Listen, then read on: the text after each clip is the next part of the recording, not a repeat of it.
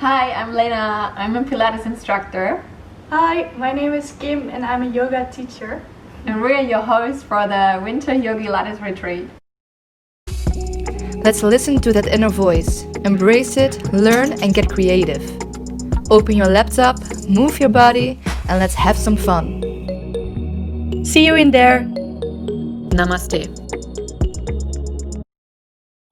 Let's start maybe with what is Pilates? Pilates is a lot of things.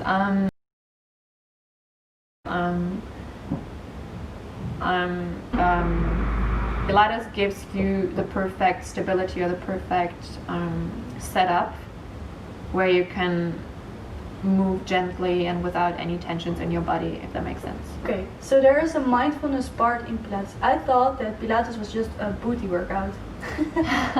Yeah, that's a good one actually. A lot of people think it's just a booty workout or just like an ab workout. It's true that we focus a lot on the core and maybe also on the booty.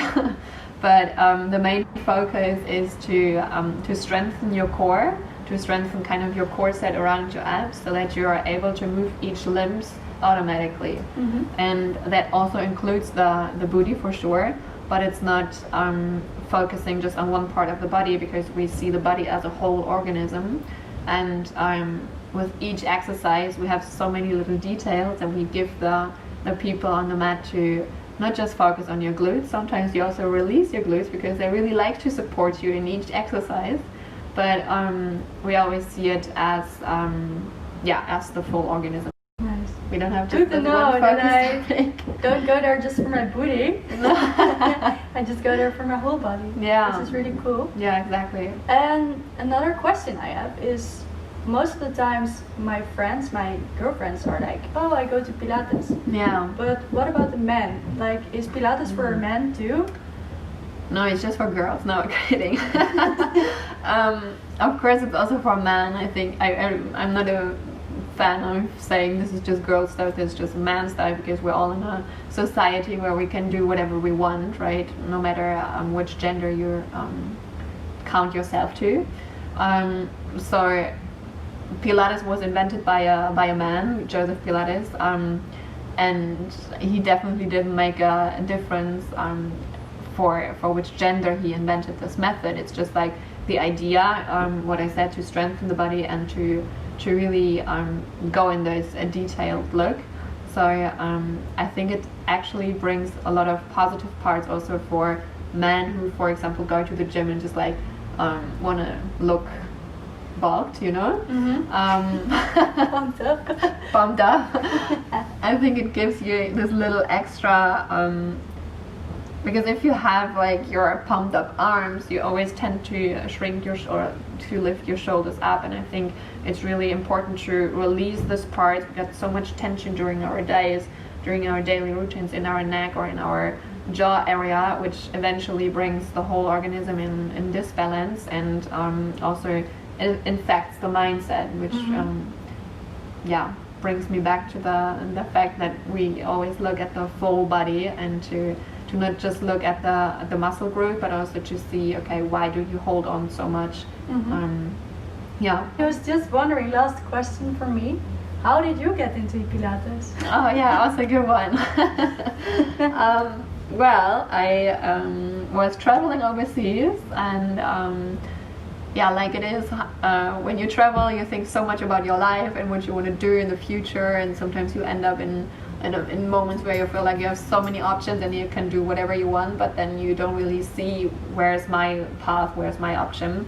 It was in Byron Bay in Australia when I was at this low moment where I was, okay, where should I go? And then I saw a sign at the beach which was telling me where to go. So on the next morning at 8 a.m. I showed up in a yoga class actually, and this teacher, she was from France, and she was just instructing us through a 60-minute gentle flow, and it was, although it was yoga, I just felt this inner guidance again and the inner strength that I can find my way.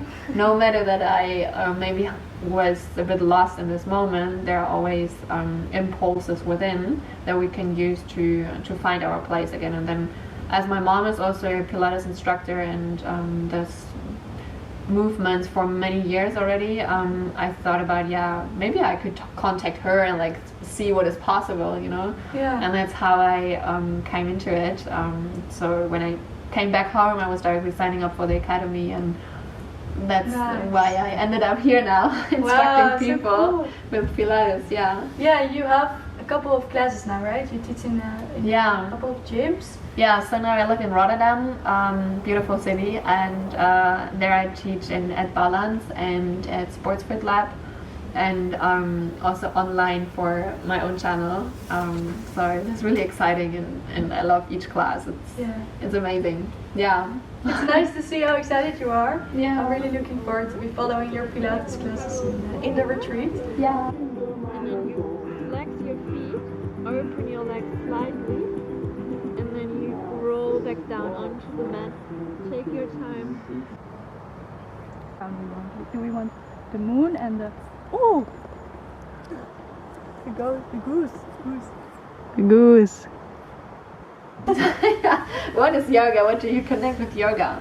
Yoga. We have a definition of yoga. At least that's what I use. And we say yoga is the...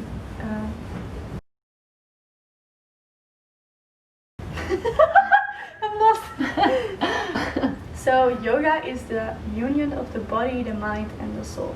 And we basically combine these three parts in a yoga class, and you can always have the body part more, or being more grounded, or the mindfulness part more, being more into the moment, or more into the soulful part, for example, just playing around. Mm-hmm. The most important thing for me is to have these three in balance, and that's how I use yoga. In yoga we have different postures or asanas, different classes in which we can have different teams. Mm-hmm. We have different types of yoga too, for example Hatha yoga, Vinyasa yoga, in which I'm specialized. I'm educated to teach these two. My classes are now relaxing Hatha yoga, a bit more calm, down to earth, grounding, and just still moving the body. And yeah, it's really nice. So that's also what I hear sometimes from like people who have never maybe done yoga. They're just like, yeah, isn't yoga just like meditation or stretching your body a little bit, isn't it? It's not really engaging. It can be. Yeah. We, for example, have like yin yoga or anything. Personally, I begin my class always with a short meditation to just ground yourself, to be fully in the present moment, to come in this room or in this area where you're at. Breathing techniques too.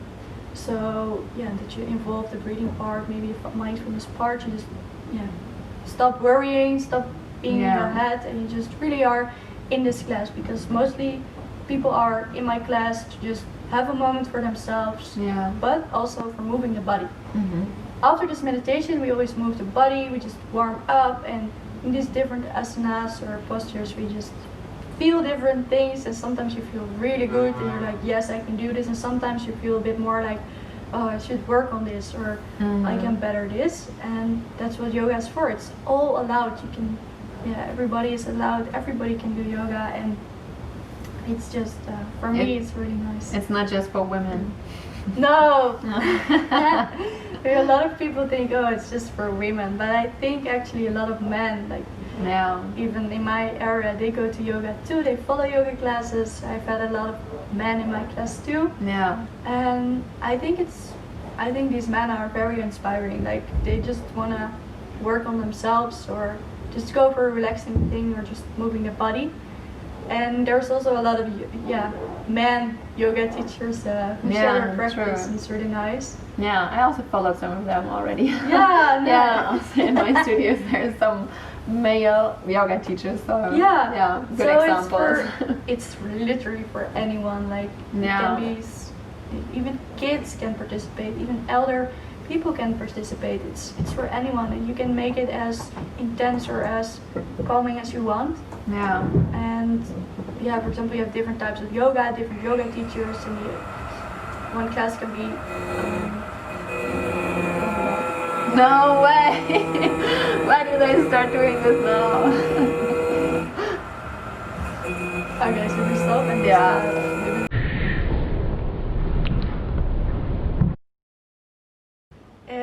I'm a yoga teacher. I'm a Pilates instructor. No. Very nice. This technique. Like more golf. I think this was it anyway. So thank you. Oh my god. Thank you guys for listening and watching.